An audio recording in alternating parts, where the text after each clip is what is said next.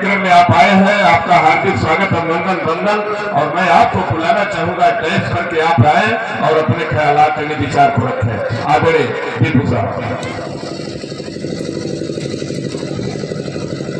धन्यवाद संचालक महोदय सर राम आधार जी, आपने हमें इस सम्राट अशोक जन्म जयंती समारोह के मंच से बोलने का मौका दिया। सर्वप्रथम करुणा के सागर, दया के भंडार तथागत गौतम बुद्ध के चरणों में श्रद्धा सुमन अर्पित करते हुए मंच पे बैठे हमारे आदरणीय गुरुजन, सीनियर जन, जो भी बुद्धिजीवी साथी है, मैं सभी को हृदय से धन्यवाद देता हूँ। साथियों, मैं कोई नेता नहीं हूँ, ना कोई बाबा हूँ जिसे संग देने के लिए यहाँ पे आया हूँ। मैं एक सामाजिक जागृति, समाज में बदलाव के लिए कार्य करने का काम करता हूँ। जो अपने महापुरुषों की विरासत है, जो उनका सपना है अभी तक पूरा नहीं हुआ, उस कारवा को बढ़ाने का कार्य हम लोग कर रहे हैं। इस जिंदगी जवानी को लगाया। तो साथियों, आज 5 अप्रैल सम्राट अशोक महान जन्म जयंती का समारोह इस वीरपुर की धरती पे संपन्न होने जा रहा है। सम्राट अशोक की 2335वें जन्म जयंती पर सभी मूल निवासी बहुजन समाज के साथियों को हार्दिक बधाई देता हूँ। साथियों, आज से 8-10 साल पहले सम्राट अशोक को कुछ भी लोग जानने का कार्य करते थे, मतलब कि जानते ही नहीं थे। अचानक ही 8-10 साल के अंदर सम्राट अशोक महान का नाम जो है सुनने को मिला, इतिहास में जानने को मिला। जब हमारे समाज के लोग इतिहास को पढ़ा, देखा, क्योंकि साथियों, तथागत गौतम बुद्ध के धर्म को अगर किसी ने बढ़ाया तो सम्राट अशोक ने बढ़ाया। सम्राट अशोक जहां गए, जहां भी गए, वो एक जो है बौद्ध धर्म का खूंटा डालने का कार्य किया। खूंटा का मतलब कि साथियों, सम्राट अशोक ने 14 शिलालेख, 84,000 स्तूप बनवाए थे पूरे भारत में। भारत के, पाकिस्तान के, अफगानिस्तान के बॉर्डर तक, इधर नेपाल के बॉर्डर तक साथियों, सम्राट अशोक ने 14 शिलालेख और 84,000 स्तूप बनवाने का कार्य किया। और वही स्तूप आज जो जमीन में जो दफन है, जहां जहां खुदाई हो रही है, वहां से स्तूप निकल रहे हैं। साथियों, आखिर इस स्तूप को दफन किया गया तो क्यों दफन किया गया? इतिहास को दफनाया गया तो क्यों दफनाया गया? बड़े हुए इतिहास को हम लोग खोजने का कार्य कर रहे हैं। किस लिए दफनाया गया, किसने दफनाया, आखिर हमारा दुश्मन कौन है?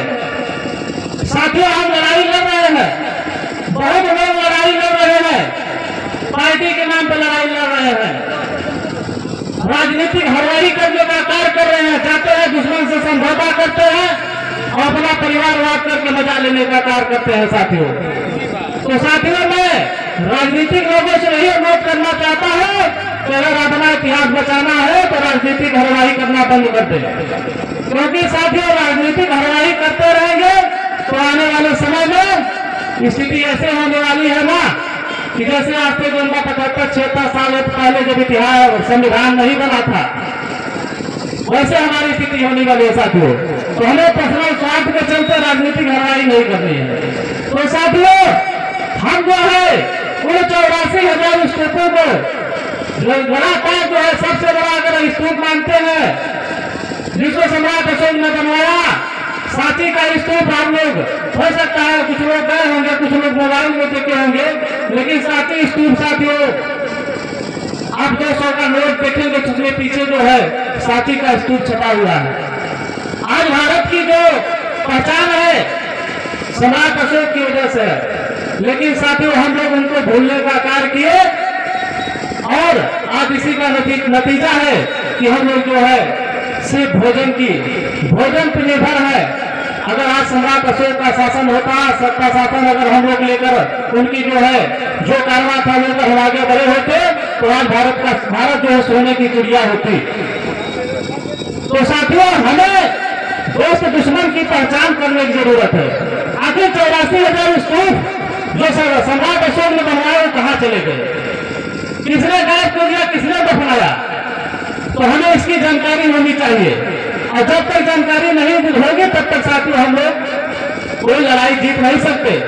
हमारे संचालक महोदय ने कहा कि हमें सब कुछ मिल चुका है। साथियों, सर ने सही कहा, बाबा साहब अम्बेडकर के माध्यम से हमें सब कुछ मिल चुका है। लेकिन साथियों, अगर हम महापुरुषों की जो पूंजी है उसको बचाने का कार्य नहीं करेंगे तो साथियों आपको उदाहरण देते हैं कि जिस प्रकार से अगर आप एक किराना की दुकान खोलते हैं, अगर उस किराना की दुकान में जो सामान आपने लगाया, अगर उसको लगातार बेचने के बाद अगर उसको नहीं ले आकर जो है वो दुकान में जो है लगाने का कार्य करेंगे तो एक दिन दुकान खाली हो जाएगी। तो साथियों, उस किराने की दुकान की तरह हमारे समाज जो महापुरुषों ने लड़ा वो पूंजी है। जितनी भी हमारे महासाहू फूले अम्बेडकर, बाबा साहब अम्बेडकर, कांसीराम साहब ने लड़ाई लड़ी, उस पूंजी को हम बचाने का कार्य नहीं कर रहे हैं, सिर्फ दलाली और भैयागिरी कर रहे हैं। साथियों, अभी हम लोग जो आंदोलन चला रहे हैं, क्योंकि कोई भी लड़ाई लड़ने के लिए साथियों आंदोलन करना पड़ता है, चाहे वो तथागत गौतम बुद्ध ने आंदोलन किया हो, बाबा साहब अम्बेडकर ने किया हो, फूले ज्योतिबा राव फूले ने किया हो। क्योंकि साथी किसी परिवर्तन के पीछे आंदोलन ये कारण है कि हम परिवर्तन किए। लेकिन साथियों, आज राजनीतिक दुनिया का दूसरा सबसे पुराना धंधा बन चुका है। राजनीतिक दुनिया का सबसे पुराना धंधा बन चुका है और जो इसके दुकानदार है वो सिर्फ दुकानदारी करने में लगे हुए हैं। समाज की उनको कोई चिंता नहीं है। हमारे समाज के लोग करते क्या है कि जब थोड़ा पैसा हो गया, पोजीशन मिल गया तो SC ST OT का होगा छोड़कर ब्राह्मण बनना चाहते हैं। ब्राह्मण बनना चाहते हैं कि हम भी जो है पंडित जी की तरह जो है चोटी रख ले, चंदन लगा ले, फर्स्ट क्लास घबरा पहन ले तो हम भी ब्राह्मण हो जाएंगे। लेकिन साथियों, हम जो है उनकी नजर में अभी भी शुद्र है। कितने भी हो जाए, अगर संविधान को बदल कर दिया जाए तो उनकी नजर में हम शुद्र है। तो हमें अपनी औकात को भूलनी नहीं चाहिए। ज्यादा 75 साल साथियों हुए हैं आजादी को, इतने भी हम लोग कुत्ता की तरह फूले हुए हैं। अरे हम तो पूरी लड़ाई जीत लिए। दुश्मन जो हमारा है लगातार षड्यंत्र कर रहा है। अभी आप लोग देखते हो कि नया बिल जो लाया गया है मुस्लिमों के खिलाफ, लोगों को खुशी होगी कि आप मुस्लिमों के खिलाफ जो है बिल लाया गया, हमसे क्या मतलब है। लेकिन साथियों, मुस्लिम तो एक सहारा है, SC ST OBC का हक अधिकार छीनने का कार्य हो रहा है। अभी आप देख रहे होंगे देश में एक नया मुद्दा उठा है, महाबोधि महाभारत बिहार बचाओ। बोध गया में जो है किसका कब्जा है, किसके लिए जो लड़ाई लड़ रहे हैं, कितने जो है संगठन आज देश में बौद्ध बिहार बचाने के लिए कार्य कर रहे हैं। सम्राट अशोक की बात हो रही है, सम्राट अशोक की जयंती मनाई जा रही है, तो सम्राट अशोक ने क्या किया, बौद्ध धर्म को आगे बढ़ाया, तथागत गौतम के बुद्ध के विचारों को आगे बढ़ाया। हम क्या कर रहे हैं, जय श्री राम का नारा लगाने का कार्य कर रहे हैं, लगातार नवमी मना रहे हैं, लगातार कथा सुन रहे हैं, और काम क्या करेंगे, आकर मंच में बैठ के बौद्ध धर्म की बातें करेंगे। तो साथियों, अभी महाबोधि महाबिहार बचाओ आंदोलन पूरे भारत में कई संगठन, कई पार्टियां लेकर चल रही है। किसने कब्जा किया है बौद्ध बिहारों पर? जो 14 जो शिलालेख बनाए गए, 1400 शिलालेख और 84,000 स्तूप बनाए गए, आज उन पर किसका कब्जा है? क्या किसी ने बताने का कार्य किया? तो साथियों, आज सभी बौद्ध बिहारों पर ब्राह्मणों का कब्जा है, पूरे देश के सत्ता शासन पर ब्राह्मणों का कब्जा है। और हम लोग क्या कर रहे हैं, गुरु पालागी कर रहे हैं, महाराज पालागी कर रहे हैं। बिना उनकी कथा नहीं सुनी जा रही है, बिना उनकी शादी नहीं हो रही है, बिना उनके साथ बैठे राजनीति नहीं हो रही है। कहेंगे कि हम 85% है साथियों, क्या 85% 3% है। कोई 3.5% ब्राह्मण जो है पूरे भारत की व्यवस्था पे कब्जा किया हुआ है और बात करते हैं शासन सत्ता लाने की। राष्ट्रपिता ज्योतिबा फुले ने कहा कि अगर किसी घर में सांप और ब्राह्मण एक साथ घुसता है तो पहले ब्राह्मण को मारो, सांप को बाद में मारो, क्योंकि सांप जो है एक व्यक्ति को काटेगा लेकिन ब्राह्मण पूरी पीढ़ियों को गुलाम बना देगा साथियों। तो हमें क्या महापुरुष की बात सिर्फ मन में लगाकर जयंती मनाएंगे, मिठाई खाएंगे, खीर खाएंगे, डीजे बजाएंगे और बजाकर मजा लेकर साल देश होने का कार्य करेंगे, ऐसे व्यवस्था नहीं बदल पाएंगे हम लोग। बस यही करेंगे, जाति के नाम पर लोग जयंती मना रहे हैं। हम आज कई सालों से देख रहे हैं, हमें कई मंच पे हम गए तो साथियों कई मंच पे हमें बोलने को नहीं दिया गया, किस लिए? चले जाएगा सीधा बात बोलेगा कि हमारा दुश्मन कौन है। बाबा साहब की जयंती मनाई जाती है, मंच पे ब्राह्मण बैठता है। जो बाबा साहब की मूर्ति नहीं बर्दाश्त करता, जो बाबा साहब की परछाई नहीं बर्दाश्त करता, उसको मंच पे बैठा कर बाबा साहब जयंती मनाते हैं साथियों। तो साथियों हमें दोस्त दुश्मन की पहचान करनी बहुत जरूरी है और सबसे ज्यादा सतर्क रहने की जरूरी है जो हमारे समाज के राजनीतिक धारावाही कर रहे हैं। ये सबसे बड़े बदमाश है साथियों। ये कहते तो मंच पे कुछ और है लेकिन अंदर से जाकर महाराज की बैठ के जो है संगे चाय पियेंगे, व्यवस्था बनाएंगे अपनी। तो साथियों हमें जाति के नाम पर जयंती मनाना बंद कर देना चाहिए और तब जाकर आंदोलन सफल होगा। नहीं तो जान लीजिए जब से संविधान बना लोग तो कह रहे हैं संविधान को हम मिटने नहीं देंगे। संविधान में बचा क्या है? अगर उठाकर देखा जाए संविधान में कितने आर्टिकल संशोधन कर दिया गया है, उसकी चर्चा कोई करता है? कोई चर्चा नहीं करता है। जितने भी हमारे अधिकार है सब खत्म कर दिए जा रहे हैं धीरे धीरे और हम लोग कह रहे हैं संविधान सलामत रहेगा। संविधान सलामत रहे, विद्यालय को प्राइवेट कर दिए, रेलवे को प्राइवेट कर दिए, आरक्षण की बात लोग करते हैं, बड़ी बड़ी कंपनियों को प्राइवेट कर दिया, बिजली विभाग को प्राइवेट कर दिया गया। आप लोग आरक्षण को कहेंगे कि हाँ आरक्षण के हिसाब से नौकरी मिलेगी, आपको मौका ही नहीं मिलेगा। उस कंपनी का मालिक ब्राह्मण है, अपने भाई को रखेगा। अभी बरौंदा में जो है हमारे यहाँ रिफाइनरी की कंपनी बनी है, वहाँ पे 84 तक ब्राह्मण है, उसका मालिक ब्राह्मण है।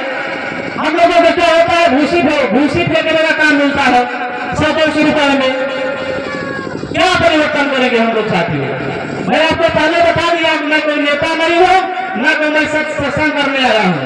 मैं महापुरुषों ने जो कार्य किया उसकी हम समीक्षा दे रहे हैं और जब तक हम लोग समीक्षा नहीं देंगे तो ज्यादा दिन चलने वाला नहीं है। दुश्मन हमारी व्यवस्था करके बैठ चुका है, ज्यादा दिन नहीं वो कहता है, बार बार स्टेटमेंट देता है। अभी लोग यहाँ पर जो है संगम में कहा कि 2 फरवरी को जो है नया संविधान लाएंगे। लोग चरमरा गए एकदम कि नया संविधान लाएंगे, नया संविधान ले आएंगे। वो तैयारी कर रहा है संविधान बदलने की। हम लोग क्या कर रहे हैं? जाति को मजबूत कर रहे हैं, महापुरुषों को जातियों में बांट रहे हैं। बाबा साहब अम्बेडकर की जयंती मनाएंगे तो 80 में चौहान जाति ही मनाएंगे। सम्राट अशोक की जयंती मनाएंगे तो मौर्य ही मनाएंगे। सम्राट अशोक की जयंती मनाएंगे, बुद्ध की जयंती मनाएंगे तो सिर्फ मौर्य ही मनाएंगे। ये सकारवा जो हमारे समाज में चल रहे हैं, क्या परिवर्तन करेंगे? जिसको 6,643 जातियों में बांट दिया गया है वो इकट्ठा होने का काम नहीं कर रहा है। 3.5% ब्राह्मण, पारे सुकुल तिवारी, मिसिर इकट्ठा होकर जो एक दूसरे के शादी ब्याह काम कार्य करते हैं, हम लोग के सामने दौड़कर खाने का भी काम नहीं करते। कैसे साथियों कारवा बदलेगा? कैसे हम लोग महापुरुषों की जो सपना उसको पूरा करेंगे? तो साथियों अभी यहाँ पर जो है बुद्ध सम्राट अशोक की बात चल रही है, तो हमें अगर बुद्ध को मानते हैं, बुद्ध को मानना और बुद्ध को जानने में जमीन और समान का फर्क है साथियों। बुद्ध ने पंचशील दिया, बुद्ध ने तीसरा बताया, बुद्ध ने 5 दिया, लेकिन साथियों हम लोग सुबह उठते ही पहले जाएंगे कि जो हौली पर जो है शराब से ही कुल्ला करेंगे। ये हमारे समाज की स्थिति है। खासकर हम जिस जाति से बिलोंग करते हैं, हम कोई जाति से आते हैं साथियों, सबसे बड़ी समस्या हमारी जाति में है। तो हमारे समाज के लोग करते क्या है, पहले जो है सुबह उठते ही आके में नहीं देंगे, पहले हौली पहुंचने का कार्य करेंगे। तो पंचशील मानते हैं हमारे लोग। यहाँ पर भी जो बैठे हैं आधा से ज्यादा लोग गुटखा मुंह में भर के बैठे होंगे। पंचशील ने बताया कि पंचशील पंचशील की चर्चा अभी हमारे वज्राचार्य जी ने कहा कि हम पंचशील की चर्चा करेंगे, क्योंकि बुद्ध को मानते हैं तो पंचशील को मानना पड़ेगा साथियों। तथागत गौतम बुद्ध ने कहा कि हम दूसरे की चुगली नहीं करेंगे, हम निहायत जीव की हत्या नहीं करेंगे, अकारक जीव की हत्या नहीं करेंगे, लेकिन दीपावली आएगी, होली आएगी, सबसे पार्टी में मुर्गा ही कटेगा साथियों। और कहेंगे बुद्ध पूर्णिमा आएगी तो बुद्ध की चर्चा करेंगे, पंचशील करेंगे, बौद्ध धर्म से शादी करेंगे, सारी व्यवस्था करेंगे, लेकिन शाम को जो है बियर चाहिए, अंग्रेजी शराब चाहिए, वो व्यवस्था समाज की है। तो पहले से पहले अपने आप को बदलना पड़ेगा। हम कह रहे हैं हम बदले हैं तब बोल रहे हैं, हम नशा नहीं करते, हम मुर्गा मांस नहीं खाते, हम किसी की चुगली नहीं करते। तो साथियों पहले अपने आप को सुधारना पड़ेगा, तब जाकर जो है समाज में भाषा देने का कार्य होगा। आज साथियों आज जो मंच बना हुआ है, समस्या की बात हो रही है, राजनीतिक मंच नहीं है, लेकिन आज मैं चर्चा करने से पीछे नहीं हटूंगा। जो आज वर्तमान आज बाबा साहब अम्बेडकर लड़ रहे थे, कुछ समय समस्या मनुस्मृति थी साथियों, मनुस्मृति समस्या थी। बाबा साहब ने मनुस्मृति को जलाया और आज हम लोग आजाद होकर जो है, चाहे हम लोग जो है प्रधानी लड़ ले, चाहे जिला पंचायती लड़ ले, चाहे विधायकी लड़ ले, चाहे सांसदी लड़ ले, आज उसकी व्यवस्था मिली और व्यवस्था भी धीरे धीरे खत्म होने का कार्य जो है दुश्मन कर रहा है।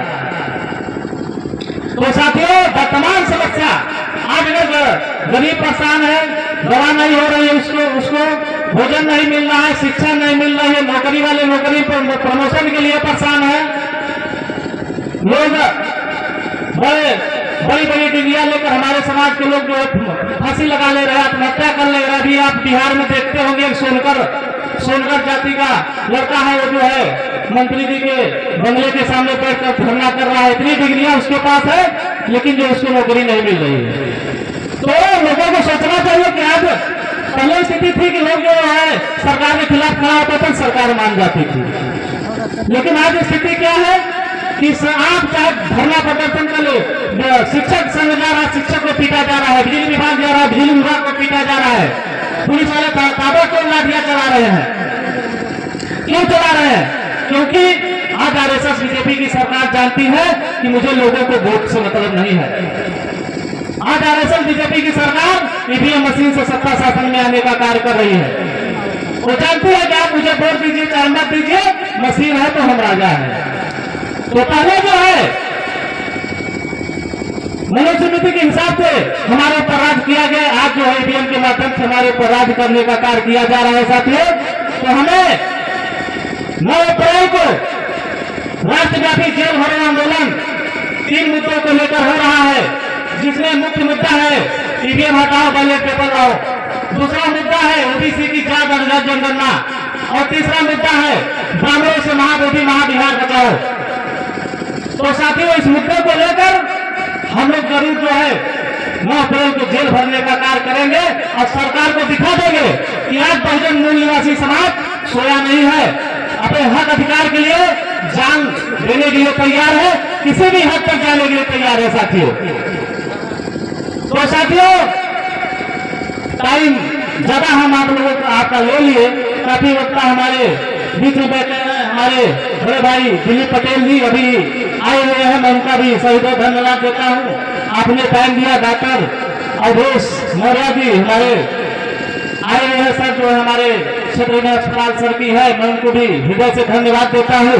आप लोगों ने इतना कीमती समय निकालकर इस कार्यक्रम को, इस जो है अंधभक्ति में डूबे समाज को, जो मंदबुद्धि समाज को जगाने का कार्य कर रहे हैं, लगातार जो है उनको मैं देखता रहता हूँ सोशल मीडिया के माध्यम से, जहाँ भी सहयोग होता है जरूर ये लोग करते रहते हैं। तो साथियों मैं अपनी अंतिम बात कहकर अपनी गाड़ी को विराम दूंगा कि साथियों अगर एक जिंदगी मिली है तो सिर्फ खाकर सोने या बच्चे पैदा करने के लिए नहीं मिली है साथियों।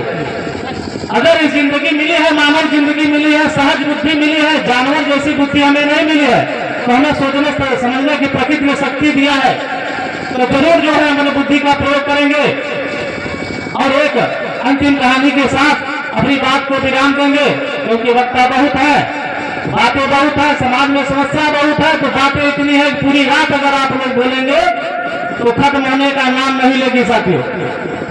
साथियों, एक जंगल में आग लगी हुई थी, सारे पशु पक्षी भाग रहे थे।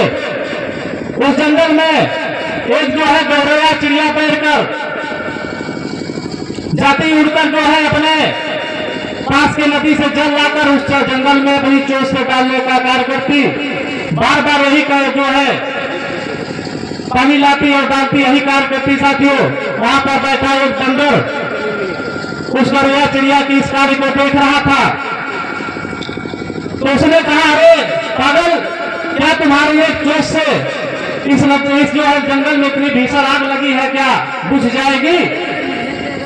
तो उस गौरैया चिड़िया ने कहा कि मैं जानती हूं कि मेरी एक चोंच की पानी से आग बुझने वाली नहीं है, लेकिन अगर इस जंगल का इतिहास लिखा जाएगा तो मेरा नाम बुझाने वाले में लिखा जाएगा, ना कि तुम लोगों के भागने वाले में लिखा जाएगा साथियों। तो मैं इस कहानी से मैं यही आप लोगों को उदाहरण देना चाहता हूं कि जिंदगी मिली है तो समाज को बदलने के लिए कार्य करो, राजनीति तो आती जाती रहेगी। समाज बचा रहेगा तो राजनीति ऑटोमेटिक, समाज जाएगा तो राजा तो मुझसे हो जाएंगे, लेकिन हमारा समाज गुलाम रहेगा साथियों, तो हम कुछ नहीं कर सकते। बस थोड़े दिन की यही अंधेरा कहेगी, 4 दिन की चांदनी फिर अंधेरी रात, तो 4 दिन की चांदनी है। अगर हम लोग इस पूंजी को महापुरुषों को बचाकर नहीं रखेंगे तो हम लोग फिर जैसे 70-75 साल ब्राह्मणों की गुलामी किया, फिर हम गुलामी करने का कार्य करेंगे। इसी आशा विश्वास के साथ मैं अपनी बारी को बयान देता हूँ सभी साथियों से, जो हाथ जय मुल्ला से नमस्कार, जय हिंद।